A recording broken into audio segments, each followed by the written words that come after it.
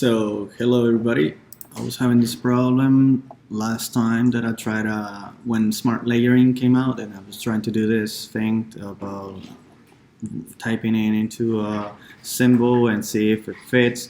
So I had a version 58 of a sketch and didn't work out. I've been playing around and reading about it, so I'm here to let you know how to do this. So let's get this button out of here, right?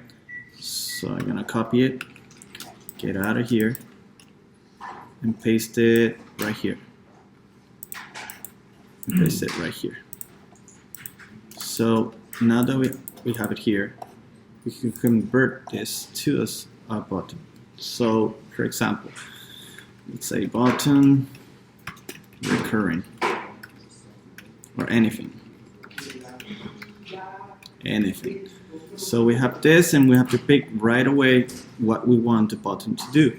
So if, for example, you want this to just the layout to expand to horizontally, you pick this. You want it to the left, from the center, or from the right, and from top or bottom or center, right? It's the same thing. So I'm gonna pick this one here to the left, so every time I'm writing something longer than recurring, it's gonna expand. So now it's made like a button. So I go inside, double click on it, and I'm gonna write anything, whatever you want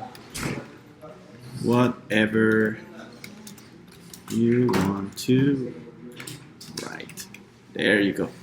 You see, and everything is working right now. But the problem is when you have a symbol that is already done and it doesn't do anything, right? So you have to go to the symbol, inside the symbol. For example, I have here, let's grab a symbol that I haven't worked on. For example, button, normal, active. So I have this button. I can write on it and it doesn't work. It doesn't react to anything. It's not a smart layout. So I go to it, I open in the original document. Then inside, I pick up the symbol, and here are the options to the right. You can pick which layout you want to have. And like always on this button, it's gonna work from horizontal from the left to right.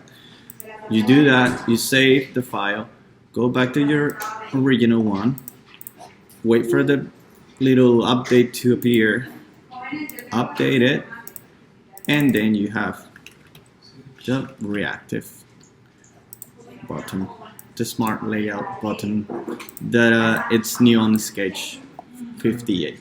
And that's it, man. Hope this was useful, and see you around.